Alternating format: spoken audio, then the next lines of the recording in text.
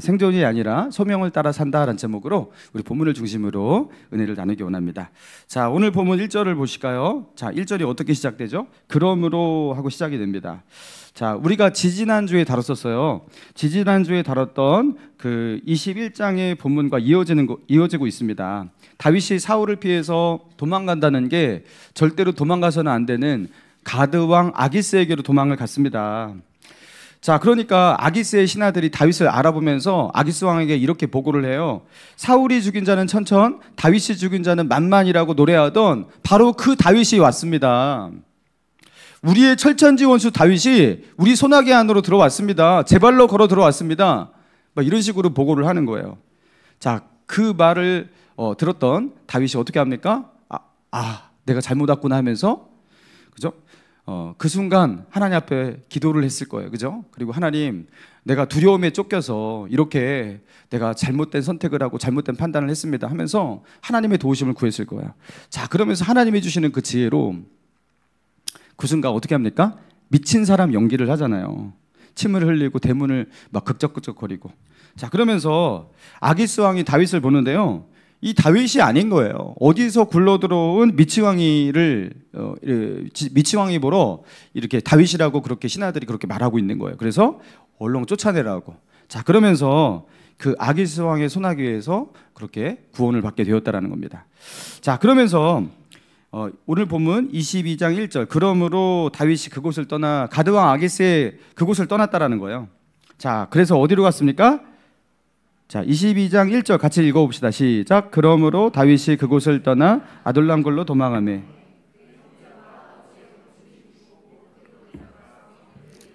자, 다윗이 어디로 갔어요? 아둘람굴. 여러분, 아둘람굴을 꼭 기억하시기 바랍니다. 자, 아둘람은 가드에서 블레셋 가드에서 남동쪽으로 14km 정도 떨어져 있다고 합니다. 한번 지도를 한번 보실까요? 지도. 자, 여기 보시면, 자, 이거 뭐가 이렇게 많으니까 헷갈리시죠? 왼쪽 그 지중해 밑에 보니까 가드 있죠, 그죠? 예, 가드. 거기서 이제 초록색 오른쪽으로 남동쪽으로 아둘람 있잖아요. 거기가 한 14km, 그죠? 14km 정도 있습니다. 자, 고리로 이렇게 멀지 않은 곳이지만 아둘람은 엄연한 유대 지역이었어요. 자, 그쪽으로 들어온 거예요. 그러니까 저기가 이제 좀 저지대라고 합니다. 그리고 그 고고학자들의 발굴에 의하면 저 아둘람에 정말로 사람들이 꽤 수백 명이 머물 만한 어떤 동굴이 발견됐다고 합니다. 자, 거기서 거기에 그렇게 머물게 된 거예요. 자, 아둘람으로 갔다가, 그리고 보니까 잠만 크게, 넓게, 그 다음 어디로 가는지 봅시다. 아둘람으로 갔다가 아둘람에서 밑으로 쭉 내려와 갖고 사해 바다 건너에 어디로 갑니까? 미스베 있죠. 이게 모압 땅이에요.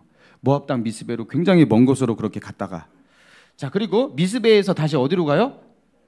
헤레스풀. 이 헤레스풀도 아둘람 그 인근이에요. 인근이에요. 그 아둘람 그 인근에 있는 유다에 있는 그 숲을 지역으로 다시 돌아오게 된다라는 거. 자, 그러니까 지금 이게 사울을 피해서 도망다니는 그 다윗의 그 여정이에요. 이게 모든 곳을 다 기록하진 않았겠지만 대략적으로 이렇게 이 정도의 어떤 도망자의 삶을 그렇게 살았다라는 겁니다.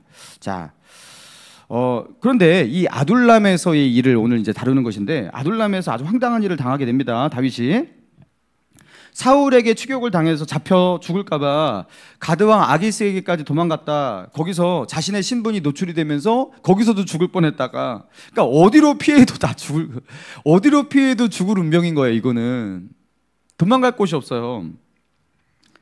자, 그러면서 이 아둘람이라는 유대 지역이지만 사울의 관할 아래에 있는 이스라엘 영역 안에 있는 사울의 그 손바닥 안에 있는 곳이지만 아둘람이라는 그래도 찾기 힘든, 그죠?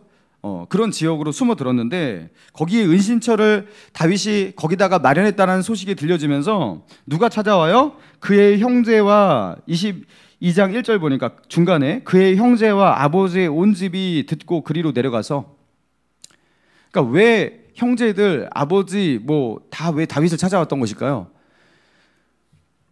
다윗이 사울의 대적이 되고 사울의 추격을 받는다라는 이 소식을 듣고서 그 다음부터 다윗의 아버지, 다윗의 형제들도 사울의 대적이 될 수밖에 없는 거예요.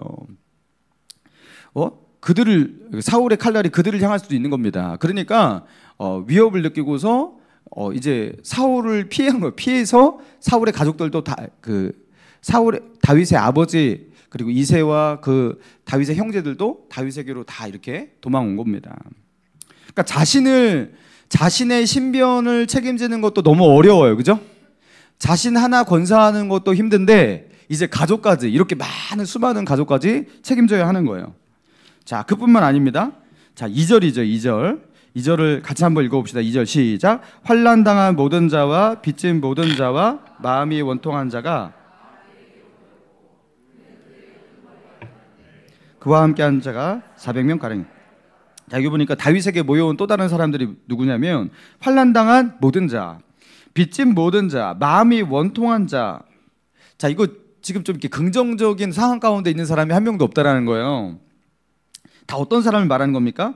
사회에서 정상적인 온전한 삶이 불가능한 상태에 놓여 있는 그 사람들, 그렇죠?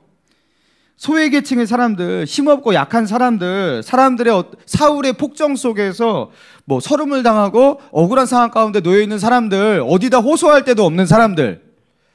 여러분, 그런 사람들, 그러니까 다윗에게 이 사람들이 큰 도움이 되지 않을 것 같죠. 근데 그런 사람들이 다윗을 의지하면서 이렇게 모여왔다라는 겁니다. 그런 사람이 총 몇 명이라고요? 400명이라고 기록하고 있는데 성경에서는 특히 이렇게 구약 성경에서는 여성이나 어린아이들의 숫자를 아예 세지를 않아요. 그러니까 보통 이게 성인 남성의 숫자가 400명 그리고 여성과 아이들까지 합친다면 한 1000명이 넘는 숫자가 아닐까 그렇게 추측을 합니다. 굉장히 많은 숫자가 다윗에게로 모여드는데 여러분 사울을 피해서 여기저기 숨고 있는 다윗에게 1000명이 넘는 사람들이 모여들었다. 여러분 이거 다윗에게 긍정적인 거예요? 부정적인 거예요? 부정적인 거예요. 여러분 이거 은신처 속에 들어가서 이거 어디 숨어서 이렇게 있을 수가 있나요? 이렇게 많은 사람들이 자기 몸 하나 건사하기도 어려운 상황인데 이렇게 어려운 사람, 소외당한 사람, 힘없고 약한 사람, 이 불쌍한 사람들까지 책임져야 한다라는 것, 여러분 이게 얼마나 넌센스 같은 상황입니까? 나도 힘든데 지금 누구를 책임지냐라는 거예요. 여러분 이런 상황에 처한 다윗이 얼마나 난감했을까 싶습니다. 굉장히 난감했을 거예요. 나도 힘들어 죽겠는데, 나도 돈이 없는데 돈을 꺼달래요. 여러분 난감하죠, 그죠? 나도 힘들어 죽겠는데, 나도 아픈데 내가 지금 아프니까 나를 와서 도와달라. 이러면 다 힘든 거 아니에요. 자, 그래서 다윗이 안 되겠는지 결단을 합니다. 22장 3절입니다. 22장 3절 시작. 다윗이 거기서 모압 미스베로 가서 모압 왕에게 이르되 하나님이 나를 위하여 어떻게 하실지를. 자, 이제 다윗이 어디로 가요? 모압 미스베. 자, 아둘람에서 이 모압 땅, 모압 왕에게로 찾아갑니다. 자, 아까 지도를 보셨지만 사해바다 건너편에 있어요. 꽤 먼 곳으로 간 거예요. 그러니까 사울의 칼날이 닿지 않는 가장 안전한 곳을 드디어 찾아냈습니다. 그리고 이 모압 왕은 다윗에게 그렇게 적대감이 없어요. 아마도 다윗은 모압과 싸운 적이 없었나 봅니다. 자, 그러면서 다윗이 모압 왕에게 부탁을 하고 있죠. 하나님이 나를 위하여 어떻게 하실는지 하나님의 인도를 받기까지 지금 나의 부모님이 있고 나의 형제들이 있는데 이들을 좀 부탁합니다. 아마도 다윗의 부모 같으면 지금 노령이니까 노령의 부모를 끌고서 막 여기저기로 도망다니는 게 어려웠을 거예요. 그러니까 나의 부모님을 좀 책임져 주십시오 하면서 맡아주십시오 하면서 그 보호를 요청했던 겁니다. 자, 그러니까 모압 왕이 그 당시에 이스라엘과 적대 관계에 있었고, 그리고 다윗은 이스라엘의 왕이었던 사울과 적대 관계에 놓인 것을 이제 확인하고 나서 그러면은 같은 편이 될 수 있겠다 싶어가지고 다윗을 이렇게 품에 안았던 거예요. 다윗의 신변보호 요청을 받아들인 겁니다. 자, 그러면서 어떻게 하냐면 4절입니다. 부모를 인도하여 모압 왕에게로 나아갔더니 그들은 다윗이 요새에 있을 동안에 모압 왕과 함께 있었더라. 자, 다윗의 부모님을 말하는 거예요. 다윗의 다른 가족들. 그 부모님들은 모압 왕과 함께 있고 다윗은 요새에 있었대요. 근데 이 요새가 어디에 있는 요새냐면 모압 지역에 있는 요새예요. 아마도 모압과 이스라엘 어떤 국경선과 그 인근, 그러나 모압 관할 안에 있는 어떤 성체가 아니었을까 그렇게 생각을 하는 겁니다. 그러니까 모압 왕의 보호 아래, 그죠? 그 관할 아래 그렇게 이제 보호를 받을 수 있는 안전 지역으로 들어가게 된 거예요. 그리고 이 400명 플러스 알파 1000여 명이 넘는 사람들을 그렇게 안전하게 지킬 수 있는 그런 지역을 찾아내게 된 겁니다. 여러분, 이런 곳을 어디서 찾겠어요? 다윗이 아주 현명하게 잘 찾아낸 겁니다. 다윗이 그렇게 찾기를 바랬던 바로 그 장소, 최적의 장소를 찾아낸 거란 말이에요. 그죠? 자, 그런데 이게 웬일입니까? 5절. 자, 5절 중요합니다. 5절 시작. 선지자 갓이 다윗에게 이르되 너는 이 요새에 있지 말고 떠나 유다 땅으로 들어가라. 다윗이 떠나 헤레스풀에. 자, 갑자기 누가 등장해? 선지자? 여러분, 갓 선지자는 나단 선지자와 함께 다윗의 생애 가운데 종종 등장하죠. 자, 이 갓 선지자가 아마도 이제 사무엘의 이렇게 사무엘의 그 가르침 속에 있었던 선지자 생도 중에 한 명이었던 것으로 보입니다. 그런데 그 가운데서 좀 특출난 그 나단 선지자, 갓 선지자 이런 사람이 나와가지고 이제 사무엘의 뒤를 이어서 선지자 역할을 했던 거죠. 자, 그런데 그 갓 선지자가 여기까지 찾아와가지고는 다윗에게 하나님의 말씀을 전하는 거예요. 너는 이 요새에 있지 말고, 이 모압 땅, 이 안전한 요새에 있지 말고 떠나 어디로 가라? 유다 땅으로 가라. 여러분, 이것은 다윗에게 한번 그렇게 해보지 않을래? 제안하는 게 아니에요. 하나님의 명령이었습니다. 여러분, 그래서 그것을 따를 수밖에 없는 거예요. 자, 그래서 다윗이 어떻게 하냐면 그곳을 떠나 유대 땅 어디로 들어가요? 헤레스풀. 다시 한번 지도 한번 보겠습니다. 지도. 자, 헤레스풀. 자, 다시 헤레스풀로 돌아가죠. 그러니까 기껏 이 모압 땅까지 이게 굉장히 먼 거리거든요. 그죠? 이 사해 바다를 둘러서 이 모압 땅까지 와갖고 안전한 지역을 찾아냈단 말이에요. 여기 있으면 안전해요. 근데 다시 유다 땅으로 가라. 여러분, 아직도 사울의 폭정 속에 있는 사울의 칼날이 10년 동안 지속돼야 되는데, 여러분, 이 유대 땅으로 가라. 여러분, 이 하나님의 명령을 이해할 수 있냐라는 거예요. 그리고 설명이 없어요. 왜 가라고 하는지 설명이 없어요. 이거는 너희가 알아채야 된다. 여러분, 우리에게 이 해석을 맡겨두고 있는데 왜 가라고 하는지 알 수가 없어요. 아니, 안전한 곳으로. 그 생존 자체가 불가능한 다윗의 가족, 그리고 그를 따르는 400명, 그 많은 사람들이었는데 그들이 안전하게 거할 수 있는, 생존할 수 있는 곳을 찾아냈는데 그곳을 포기하고 다시 유다 땅으로 가라. 사울의 그 칼날의 위협을 받고 있는 그 땅으로 가라고 그렇게 말씀하고 있는 겁니다. 사랑하는 성도 여러분, 이 본문을 통해서 우리에게 하나님은 뭐라 말씀하시는 것입니까? 여러분, 다윗은요, 일단 자신의 생존, 그리고 우리들의 생존을 책임지려고 그렇게 움직이고 있는 거예요. 그래서 아둘람 굴로 들어갔던 것이에요. 근데 아둘람 굴에 자기만 이렇게 거하면 괜찮겠는데 사람들이 막 찾아오는 거예요. 가족도 찾아오고, 그죠? 그 400명 플러스 알파의 사람들도 그렇게 찾아오고, 그러니까 거기 더 이상 있을 수가 없어요. 그래가지고 이들과 함께 안전을 도모할 수 있는, 생존할 수 있는 모압 땅으로 갔어요. 그래서 모압 왕에게 허락을 받았어요. 호의를 얻었어요. 그리고 안전한 성체까지 얻게 되었어요. 야, 여기 있으면 되겠다. 하나님께서 주신 좀 안전한 땅이구나. 그랬는데 하나님께서 선지자를 보내셔서 다시 유대 땅으로 가래요. 유대 땅에 가면 어떻게 돼요? 예, 다시 사울 왕의 칼날이 닿을 수가 있는 겁니다. 사울이 어떻게 추격을 하고 어떻게 포위할지 모르는 겁니다. 그리고 실제로 그런 일이 계속해서 뒤에 보면 벌어집니다. 근데 왜 유대 땅으로 가라고 하시는 거예요? 여러분, 하나님은 왜 이런 식으로 다윗을 인도하시는 것일까? 여러분, 그것을 이해할 수 있겠습니까? 여러분, 이상하죠? 하나님 좀 이상하시죠, 그죠? 예. 성경을 읽다가 이상하다라고 느낄 때 언제나 거기에는 뭐가 있다? 하나님의 메시지가 있다. 이상하다. 왜 가라고 하지? 하면은 그곳에 숨어있는 하나님의 메시지가 있는 거예요. 여러분만 이상한 게 아니라 모두가 이상하거든요. 이상하다. 왜 그랬을까? 그리고 그 왜 그랬을까라는 그 물음 속에서 하나님의 의도를 찾아내라고 그 이상한 상황을 이렇게 우리에게 보여주시는 거예요. 여러분, 다윗이 만약에 모압 땅에 계속 산다면 어떻게 될까요? 안전하게 살겠죠.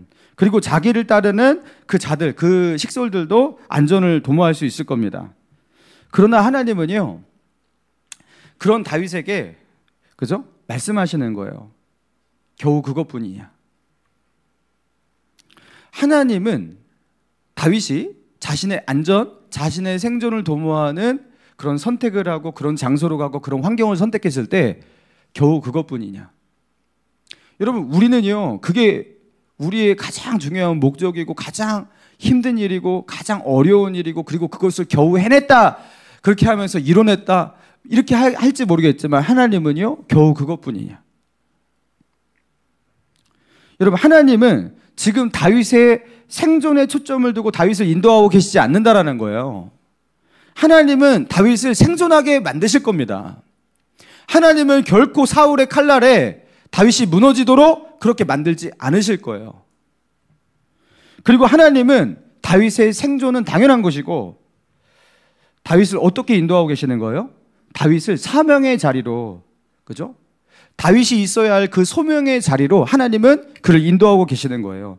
여러분, 다윗은 해야 할 일이 있었어요. 장차 그는 감당해야 할 소명이 있었습니다. 여러분, 그는 어떤 소명을 받았습니까? 사무엘을 통해서 왕으로, 이스라엘 왕으로 기름 부으심 받았잖아요. 그래서 너를 이스라엘의 왕으로 삼아노라 하면서 하나님께서 그를, 하나님 앞에서는 이미 대관식이 끝났단 말이에요. 그리고 사무엘상 15장에 보면요, 사울에게 이렇게 선포돼요. 하나님은 이미 너를 버려 왕이 되지 못하게 하셨다. 사무엘을 통해서 그렇게 선포를 해요. 그러니까 폐위가 되었어요, 이미. 그러니까 제도적으로, 사회에서, 국가적 차원에서 사람들이 볼 때는 사울이 왕이지만 하나님 앞에서는 사울은 왕이 아니에요. 사울은 폐위된 거예요. 그리고 다윗은 아직 제도적으로 사람들 앞에 인식 속에서는 그렇게 왕이 아니지만 하나님 앞에서는 다윗이 왕이에요. 그리고 왕은 왕의 영토와 왕의 나라를 떠나서는 안 돼요. 하나님은 너의 백성에게로, 너의 나라로 다시 돌아가라, 그렇게 말씀하고 계시는 거예요. 그러면서 현실 역사 속에서, 제도 속에서, 사회 속에서 그가 진정 왕으로 세워지는 그날까지 하나님은 그 과정을 거기서 밟게 하시는 거예요. 그리고 그는 왕이기 때문에 아무리 어려워도, 아무리 힘들어도, 아무리 위험해도 그는 그의 백성을 책임져야 됩니다. 그래서 하나님은요, 아둘람 꿀로 어떤 사람을 끌어내신 거예요? 다윗에게 인도하시는 거예요. 환난당한 자, 궁지에 내몰린 자들, 원통한 자들, 어디 믿고 의지할 수 없는 자들, 사울의 폭정 가운데 신음하는 그 사람들을요, 지금 쫓기고 있는 다윗에게 맡기고 계십니다. 왜요? 그는 소명자이기 때문에. 이것이 그의 사명이기 때문에. 그리고 조금 더 가면요, 정말 황당한 일도 나와요. 한 고을이, 그일라라는 작은 마을이 블레셋의 침략을 받거든요. 근데 사울에게 쫓기는 다윗더러 그일라를 블레셋에게서 구원하라고. 아니, 사울 앞에서 자신을 보호하는 것도 힘들어 죽겠는데 이방 그 블레셋과 너가 싸워서 유다 고을을 지켜내라고 하나님이 다윗이 쫓기는 와중 가운데 그것까지 요구하신다란 말이에요. 여러분, 사울더러 하라고 하면 될 거 아니에요, 그죠? 사울의 나라고, 아직 이스라엘의 왕은 사울이니까 사울더러 지키라고 하면 되는데 하나님은요, 다윗더러 하라고 합니다. 그것까지 해야 됩니다. 자신의 생존이 위협받고 있는데 지금 누구를 돕고 누구를 책임지냐라는 거예요. 하나님은 지금 다윗에게 생존의 문제를 넘어설 것을 요구하고 계시는 거예요. 그가 생존의 문제와 싸우고 거기에 끝나도록 하나님은 그렇게 살기를 원치 않으시는 거예요. 다윗은 그의 소명을 따라 살아야 했던 겁니다. 하나님께서 그에게 주신 그 사명을 따라 아무리 어려워도, 아무리 힘들어도, 그가 아무리 쫓기고 있어도, 어떠한 위협 속에 있어도 그는 사명을 따라 살아야 되는 거예요. 그래서 하나님은 모압 미스베에서 안전한 성체 속에 있었던 다윗에게 다시 유다 땅으로 돌아가라 말씀하시는 거예요.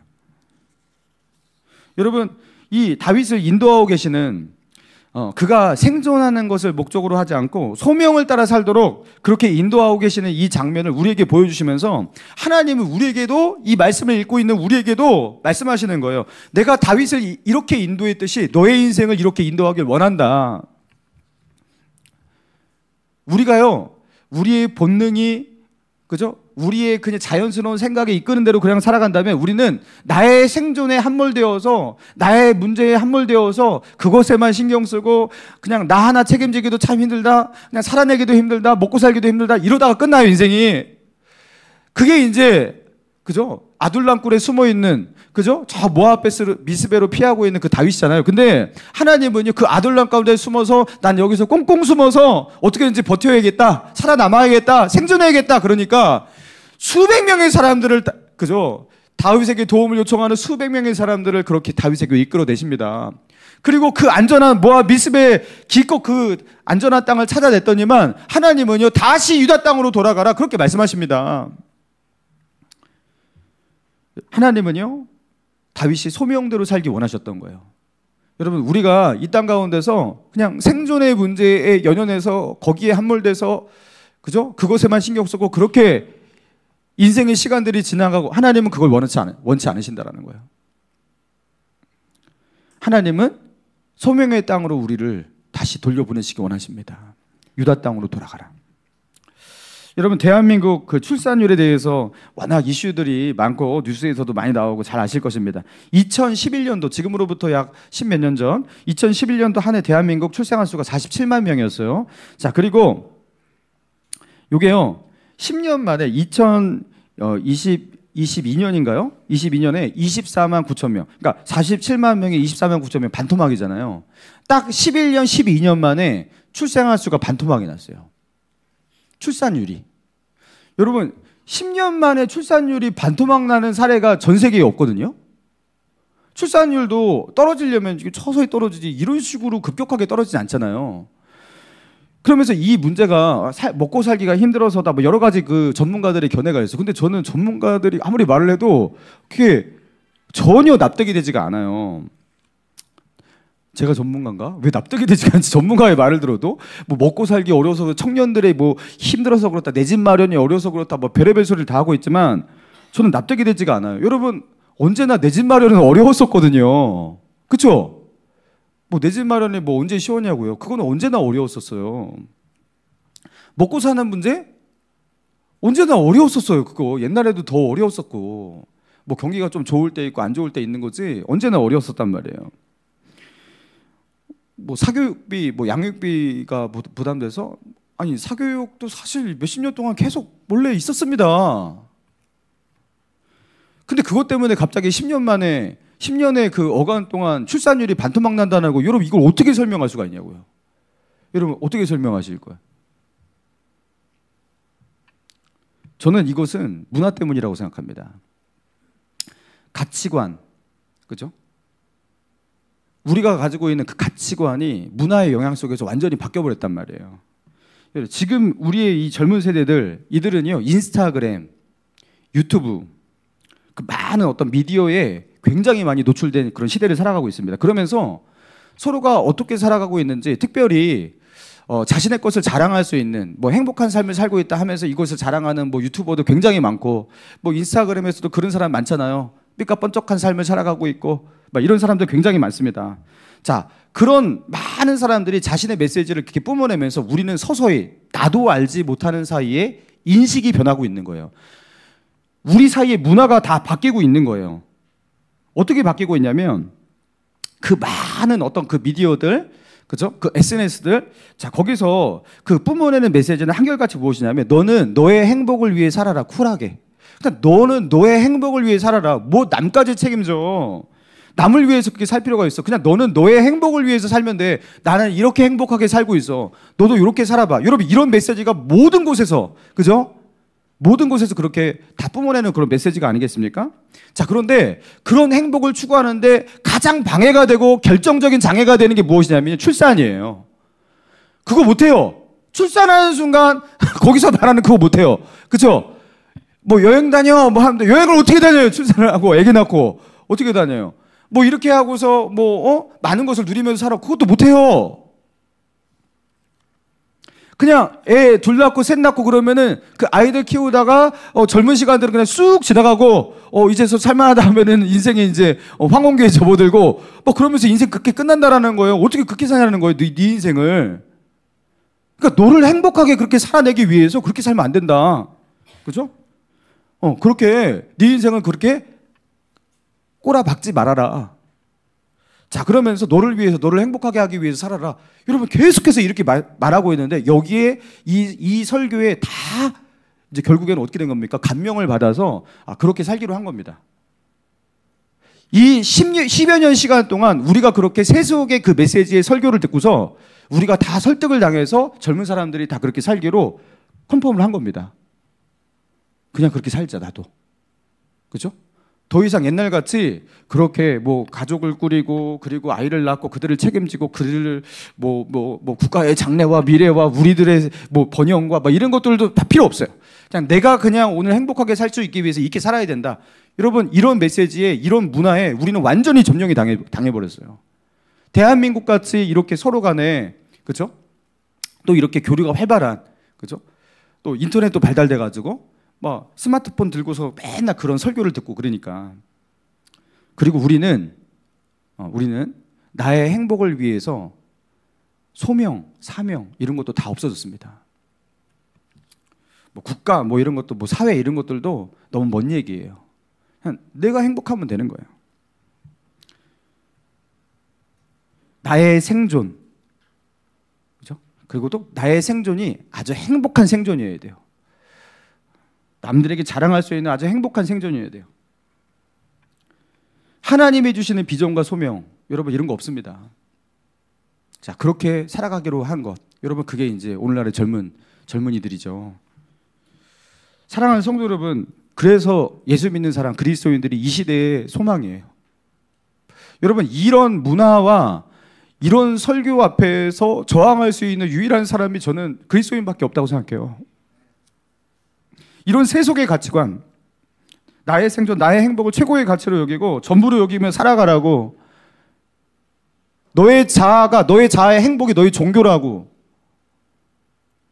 여러분, 이런 설교에 맞설 수 있는 그 유일한 사람이 그리스도인 아닙니까? 여러분, 예수 믿는 사람은요, 어떤 가치관을 가지고 있는 사람이면 다윗과 같은 길을 택하는 거예요. 내가 아무리 힘들어도, 내가 비록 아둘람 굴에 숨어있다 하더라도 그 아둘람 굴에 나의 도움을 요청하고 그저 피하여 오는 사람이 있다면 내가 그를 품으리라. 그 억울한 자들, 환난당한 자들, 소외된 자들, 그 힘든 자들, 내가 그들을 도우리라. 나도 힘들지만 그들을 도우리라. 여러분, 이게 그리스도인이잖아요. 사랑하는 성도 여러분, 소명은 다른 것이 아니에요. 나밖에 모르는 이 좁디 좁은 시야에서 벗어나서 너를 보고 우리를 보고 세계를 보고 영혼들을 보고 하나님이 만드신, 그죠? 이 세상을 보고, 그리고 그 속에서, 그 어둠 속에서 헤매이는 영혼들을 보고 그들의 아픔을 보고, 여러분 그것을 볼 때 내가 해야 할 일이 뭔지 알겠잖아요. 그러면서 일어나는 거, 여러분 이게 소명 아닙니까? 소명은 그렇게 시작이 되는 거예요. 여러분, 이번에 그 농어촌 단기선교 가면서 청자녀 주일학교 73명 우리 아이들까지 이렇게 다녀왔습니다. 주일에 월화수 3박 4일. 자, 이렇게 단기선교 다녀왔는데 첫날 저녁에는 제가 땅끝교회, 그 해남 그 땅끝 마을의 땅끝교회, 둘째 날은 신창교회, 셋째 날은 미상교회, 이렇게 세 곳에서 잤어요. 그러면서 저는 이제 오전 오후 사역을 다 같이 했습니다. 점심 때 빠르게 이동해 갖고 밥 빨리 먹고 막 이렇게 오전 오후 사역을 다 같이 하고, 같이 강평회도 하고 같이 기도도 하고 같이 했어요. 자, 그래서 제가 이제 새 교회에서 그 팀들의 그 분위기, 사역을 다 알고 있습니다. 진짜 너무 은혜가 컸고, 이 모든 팀들이 하나같이 그 환상적인 그 팀워크와 영혼 사랑의 그 열정이 너무나 컸어요. 제가 너무나 큰 은혜를 받았습니다. 자, 그런데 이제 첫날부터 은혜가 있었던 게, 그 땅끝교회 이렇게 딱 내려가니까, 땅끝교회가 저희가 2년차 사역을 했거든요. 땅끝교회 현지 목사님과 사모님이 이게 저를 딱 보시더니만 눈물이 글썽하시는 거예요, 처음부터. 그러면서 사모님이 저에게 그러셨어요. 작년에 목감신일교회가 이렇게 와서 이 땅끝교회에서 전도하고, 그때부터 우리 교회가 일어나기 시작했다고. 그때부터 제가 말한 그대로 말씀드리는 거예요. 그때부터 우리 교회하고 마을의 분위기가 달라졌대요. 그리고 그때 8명인가 9명이 그 주에 이제 새 가족들이 방문을 했거든요. 그리고 그 중에서 2명이 등록을 합니다. 그리고 그 중에서 2명 중에서 1명은 예배 드리는 것을 세상에서 가장 행복한 것으로 여기는 성령 충만한 교인이 되어서 목사님의 동역자가 됐대요. 목감신일교회를 생각할 때마다 사무치도록 감사하대요. 그리고 오늘 이날을, 1년 후에 이게 만나는 이날을 그렇게 기다렸대요. 작년에 그 은혜가 너무나 커서. 그리고 목사님께 너무 감사하다고, 진짜 목사님 생각하면 눈물 난다고 막 이러면서 저한테 감사를 하는 거예요. 그 작년에 그 땅끝팀 많이 힘드셨죠? 땅끝팀이 제일 힘들으셨거든요. 그래서 땅끝팀들 너무 감사하다고 막 이렇게. 여러분 그 힘든 시간을 통해서 이거 사역이 왜 이렇게 안 되지? 왜 이렇게 버겁지? 사람들이 이렇게 반응이 좋지 않지? 이렇게 하겠지만 여러분 그게 하나님의 일이 그 하나님의 역사가 강력하게 일어나고 있었던 겁니다. 예. 사단은요 우리로 하여금 하나님께서 어떻게 일하시는지를 믿지 않도록 해요. 보지 못하도록 해요. 근데 하나님은 강력하게 일하고 계신 겁니다. 그리고 이번에 이제 열매도 보게 되는 거예요. 제가 이 땅끝교회를 가는데 작년에 갔었을 때 그 거기 마을 들어가고 딱 교회 들어갔을 때 그 분위기하고 이번에 분위기가 너무 다른 거예요. 영적 분위기가. 작년에는 이렇게 뭔가 마음이 답답했거든요. 이렇게 들어가자마자 왜 이렇게 답답하지? 이게 힘들지? 팀원들이 많이 힘든가? 하면서 막 이렇게 뭔가 이렇게 힘들었어요. 근데 이번에는 완전 분위기가 다른 거예요. 교회 분위기도 너무 다르고. 그래서 제가 저녁 강평회 때 첫날 저녁 강평회 때 걱정하지 말라고 여러분 하나님께서 함께 하시다고 내일부터 하나님의 은혜가 임할 거라고 이 땅이 작년하고 완전 다르다고 막 그러면서 시작했어요. 와 너무 다르니까 분위기가 이게 목사잖아요. 예, 목사에게 주시는 뭔가 이렇게 영감이 있습니다. 느낌이 있어요. 근데 달라. 이건 달라. 그러면서 이제 첫날 저녁에 아주 좋은 잠자리에서 마을에 관해서 잠을 자는데 잠을 자는 건지 안 자는 건지 모르겠어요. 분명히 마음이 편안했었는데 잠을 못 자겠더라고요. 그래서 왜 이렇게 마음이 불안하지 갑자기? 아까는 평안했는데 기도를 시키시더라고요. 기도를. 제가 그래서 한두 시간을 모르겠어요. 정확한 시간은. 근데 아무튼 기도했는데 다른 기도 안 하고 하나님 여기에 구원받을 하나님의 백성들 많은데 사단이 붙잡고 있습니다. 귀신이 붙잡고 있습니다. 이 시간 하나님 기도합니다. 나사렛 예수 이름으로 다 떠나가라. 내일 복음 들고 우리 팀원들이 나아갈 때 하나님 그들을 붙잡고 있는 모든 어둠들이 다 떠나게 해주시고 그들이 예수께로 나오게 하시고 막 하면서 모든 귀신아 다 떠나가라 제발 떠나가라 이 나쁜 놈들 하면서 막 계속해서 대적 기도를 했어요. 그것만 1시간 이상 이렇게 하니까 그때서야 비로소 마음이 평안해지더라고요. 그러면서 다 잠이 잘 오더라고요. 그리고 이제 첫 마을 사역 들어가는데 첫 마을에서 한 9명인가 마을 회관에 왔거든요. 8명이 교회 나가겠다 그랬어요. 교회 나가겠다고. 물론 그분들은 말을 그대로 지키진 않아요. 그렇지만 그 정도 하면 꽤 많은 영혼이 가긴 해요. 정말로. 그런 일이 없었거든요. 네.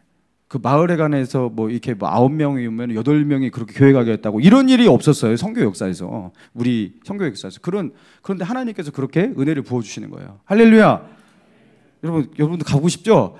선교 가고 싶죠? 이런 말 들으니까. 여러분 그러면서 이제 거기서 마을 회관에서 이렇게 전도하는 우리 집사님들의 모습을 보는데 세상에 이게 전도가 예수님이 우리를 위해서 이 땅 가운데 오셨고 십자가에 죽으셨습니다 하면서 복음을 이렇게 뭐 전하기도 하겠지만 이분들은 그런 걸 잘 모르잖아요. 막 들어도 잘 이해가 안 될 것이고 그러니까 사실 이 복음 전도에 있어서 그 할머니 할아버지를 이렇게 예수님께로 인도하는 가장 좋은 방법은 교회에 한 번만 갑시다. 그러면 안 간다고 그래요 보통. 근데 그러지 마시고 이번 주에 교회 한 번만 가십시다. 할머니 천국 가셔야죠. 그러면은 안 돼 바빠서 안 돼 고추 따야 돼 하면서 막 이런 것들 하신단 말이에요. 그러면은 아무리 바쁘시더라도 1시간을 낼 수 있잖아요. 그러지 마시고 교회를 가십시다. 한 번만 가요 하면서 부탁을 하는데 우리 집사님들이 막 붙잡고서 막 눈물을 흘리면서 그렇게 애원을 하더라고요. 그러니까 이렇게 눈물 닦아주면서 울지 마. 한번 갈게. 이러면서. 여러분, 그게요. 인간적으로 그게 안 돼요, 여러분. 그게 하나님의 은혜와 성령이 부어줘야지 그것도 되는 거예요, 그게. 그런 일들이 막 일어나더라고요. 사랑하는 성도 여러분, 소명을 따라 살아간다는 것은 이런 거거든요. 여기 경기도 시흥시에 있는 이 교회와 저기 해남 땅끝에 있는 교회. 여러분, 이게 연결되고 있어요. 그죠? 우리가 여기에 있는 사람과 거기에 있는 사람이 이게 얼마나 떨어져 있고 뭐 문화, 뭐 환경 얼마나 다릅니까? 자, 그리고 우리는 살기 넉넉해서 여유가 많아가지고 선교를 하는 게 아닙니다. 우리 교회가 돈이 많아서 선교하는 것도 아니고요. 우리 성도님들이 시간이 남아서 선교하는 것도 아니란 말이에요. 어떤 분들은 정말로 마지막까지 갈까 안 갈까 고민하다가 상황이 너무 힘들고 어려우니까 이러다가 오신 분도 있고 다윗처럼 사울에게 쫓겨면서 목숨의 위협을 받는 것까지는 아니겠지만 우리들의 삶이 남에게 그렇게 신경을 써주고 뭐 거기에 있는 사람까지 챙길 만큼 그렇게 나에게 아무 문제도 없고 평안하게만 그런 건 아니란 말이에요. 여러분, 그러나 내 문제에만 신경 쓰고, 그렇죠? 내가 지금 여기서 생존하는 이 문제에만 함몰되어서 아둘람 굴에 그냥 박혀 있고 저기 그 모압 미스베 그 안전한 성읍 가운데 거기에 있기에는, 여러분, 그렇게 거기에만 있으면 하나님의 뜻, 하나님의 소명, 하나님께서 우리에게 주신 사명, 절대로 이것을대로 살 수가 없습니다. 그래서 소명을 따라 산다는 건 무엇이냐면요, 내 문제 잠시 접어두고 남을 위해서, 하나님께서 보여주신 그 영혼들을 위해서 그 자리에서 일어서는 겁니다. 일어서는 겁니다. 그리고 하나님께서 가라 하시는 곳으로 가는 겁니다. 여러분, 우리 그 아둘람 굴에서 쓴 시 시편 57편을 같이 한번 찾아볼까요? 시편 57편 찾아봅시다. 다. 자, 성경 가운데 있죠. 시편 57편 1절부터.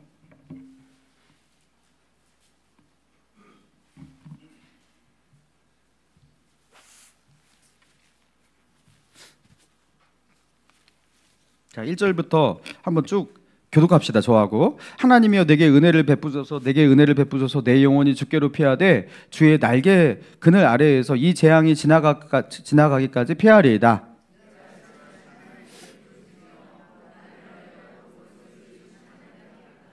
그가 하늘에서 보내사 나를 삼키려는 자의 비방에서 나를 구원하실지라. 셀라. 하나님이 그의 인자와 진리를 보내시리로다.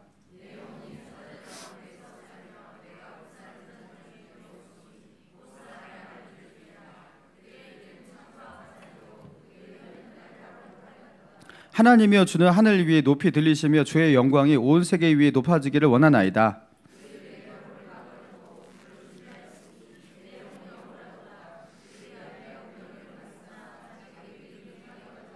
자, 여러분, 그 시편 57편 그 제목을 보세요. 여기 보니까 뭐라고 나옵니까? 예, 이게 아둘람 굴에서 피해하면서 썼던 시예요. 그러니까 이 아둘람 굴에서 시 하나가 나왔던 거예요. 근데 사실 시 두 개예요. 140 몇 편인가도 하나 더 있어요. 아둘람 굴의 시가. 근데 여기 보니까 6절을 보세요. 6절. 그들이 내 걸음을 막으려고 이제 사울을 말하겠죠. 그물을 준비하였으니 내 영혼이 뭐하도다? 억울하도다. 여러분, 다윗은 지금 억울해요. 왜요? 다윗은 그 잘못이 없잖아요. 근데 사울이 자기를 죽이려고 하고 그래가지고 막 가드왕 아게스에 갔다가 거기서 또 죽을 뻔하고 피해가지고 숨는다는 게 이 산속으로 굴로 숨었던 겁니다. 그러니까 자기가 너무 억울하고 답답해요. 여러분, 사울에게 쫓기고 있는 이 다윗이 얼마나 힘든지 여러분 이 시에서 느껴지죠. 나는 너무나 억울하다. 자, 그런데 7절을 봅시다. 분위기가 반전돼요. 7절 제가 읽습니다. 하나님이여 내 마음이 확정되었고 내 마음이 확정되었사오니 내가 노래하고 내가 찬송하리이다. 8절.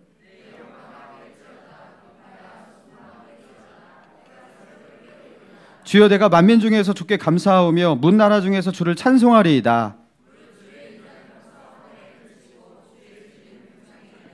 같이 시작. 하나님이여 주는 하늘 위에 높이 들리시며 주의 영광이 온 세계 위에 높아지기를 원하나이다. 자, 여기 7절에 보니까 하나님이여 내 마음이 확정되고 내 마음이 확정되었사오니, 자, 뭐가 확정되었다라는 거죠? 자, 아까 내가 억울하도다, 나 답답하도다, 나 억울하다 막 이러고 있던 다윗이었잖아요. 자, 그런데 내 마음이 7절에서, 자, 그 다음 절에서 확정되고 확정되었다 이러면서 이 확정된 마음을 고백하면서, 자, 8절에서 뭐 하고 있어요? 내 영광아 깰지어다, 뭐 수구마 새벽아 뭐 깰지어다 하면서 감사합니다. 하나님을 찬양합니다. 주의 인자는 커서 하늘에 미칩니다. 주의 진리는 궁창에 가득합니다. 하나님의 이름이 온 땅에 위에 높아지기를 원합니다. 주의 영광이 온 세계 위에 높아질 것입니다 하면서 지금 다윗이 뭐 하고 있어요? 하나님을 찬송하고 있어요. 하나님을 예배하고 있어요. 그죠? 여러분, 이 아둘람 굴에서 방금 전까지 억울하다, 답답하다, 나 힘들다 이랬던 다윗인데 내 마음이 확정되었다 이렇게 선포되고 그 이후부터 이렇게 달라진 분위기 속에서 하나님을 찬양하고 있어요. 하나님을 예배하고 있어요. 아둘람 굴에서. 여러분, 하나님께서 우리에게 주신 그 소명은 아까 나는 힘들지만 다른 사람을 보고 다른 사람을 위해서 나의 생존만이 아니라 다른 이들의 생존과 그 영혼을 위해서 나아가는 거. 여러분 이게 소명이에요. 자, 그리고 소명이 또 무엇이냐면 이 아둘람 굴에서 이 답답한 곳에서 이 어려운 환경 속에서 그럼에도 불구하고 그 속에서 하나님을 예배하고 찬양하는 거. 여러분 이게 우리의 소명입니다. 할렐루야. 하나님은 여기서 찬송받기를 원하셔요. 아, 신기해요. 그죠? 아니, 그죠? 아주 좋은 환경 속에서 천국 같은 곳에서 찬양 받으시면 좋겠는데, 그죠? 거기서는 찬양도 잘 나올 것 같은데. 근데 하나님은요, 이렇게 다윗으로 하여금 아둘람 굴에서 시편을 쓰게 하신단 말이에요. 그리고 거기서 억울하고 답답했던 다윗이 내가 이제는 내 마음 이렇게 하지 않을 거야. 내 마음을 정했어. 확정되었다. 이게 정했다라는 거잖아요. 나 이제부터 하나님을 찬양하겠어. 하나님을 예배하겠어. 이러고 있는 거예요. 그러면서 하나님을 노래합니다. 하나님은 다윗을 통해서 이 예배를 받기 원하셨던 거예요. 하나님은 이런 예배자를 찾고 계시는 거예요. 여러분 이 예배 자체가 하나님이 우리에게 주신 소명이고 사명입니다. 그래서 여러분 지금 여기 이렇게 예배 자리에 오셨잖아요. 여러분 하나님께서 여러분을 창조하신 창조의 목적을 지금 성취하고 계시는 거예요. 예배라는 것은 그렇게 중요한 거예요. 그리고 그 예배는 때로는 이런 척박한 환경, 찬양할 수 없고 예배하기 힘든 그런 상황 속에서도 예배할 때 예배는 더 영광스러운 예배가 되고 더 빛을 발하게 되는 겁니다. 하나님은 우리가 안전하고 편안한 장소에서만 하나님을 예배하고 찬양하기 원하시는 게 아니라 이 아둘람 굴에서 헤렛 숲풀에서 이 쫓기는 와중에서 그 척박한 환경 상황 속에서 언제 사울에게 포위되고 추격당할지 모르는 그 안전하진 않은 그 불안한 상황 속에서 우리가 어떻게 하길 원하시는 거예요? 나는 하나님을 의지합니다. 그러면서 내 마음을 확정시키고 내가 하나님을 예배합니다. 여러분 바로 그곳에서 하나님을 예배하고 찬양하기 원하시는 거예요. 이사야서 43장 7절 내 이름으로 불려지는 모든 자 곧 내가 내 영광을 위하여 창조한 자를 오게 하라.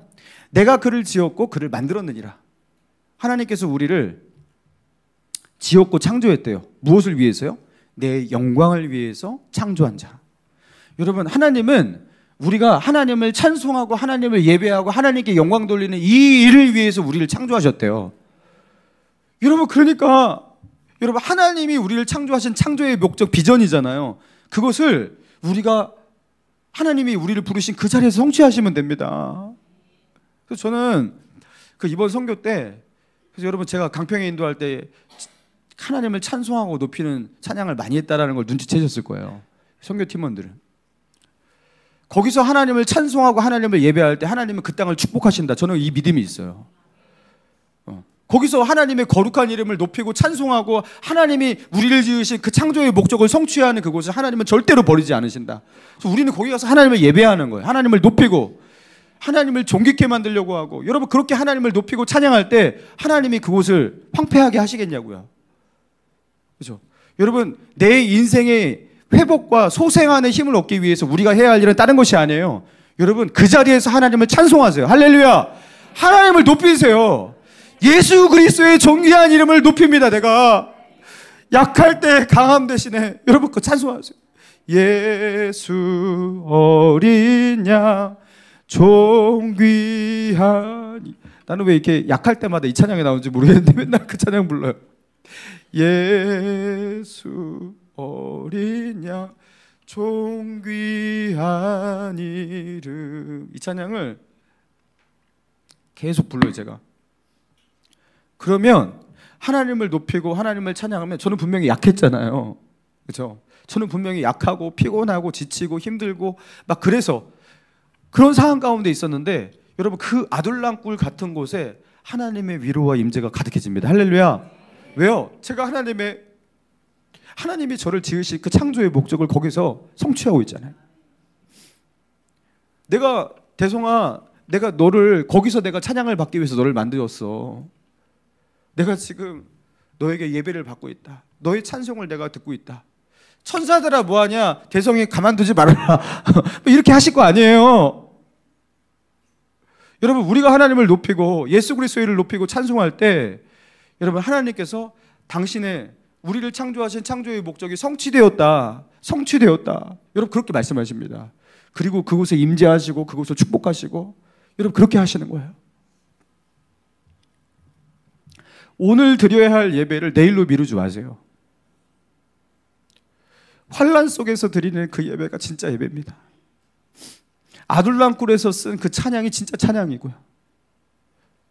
그 어느 곳에서 드리는 찬양보다 더 값진 찬양이고 예배예요.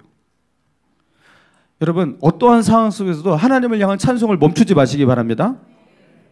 하나님을 예배할 때, 그분을 찬송할 때, 그분의 주권, 그분의 왕되심이 선포될 때 여러분 우리는 창조주의 자녀됨이 확인되는 것이고요. 그리고 하나님의 자녀들은 절대로 세상에 질 수가 없습니다. 세상을 이길 수 있는 힘이 부어지는 거예요. 생존이 아니라 소명을 따라 살아갈 수 있는 저와 여러분 되시기를 주님의 이름으로 축원합니다.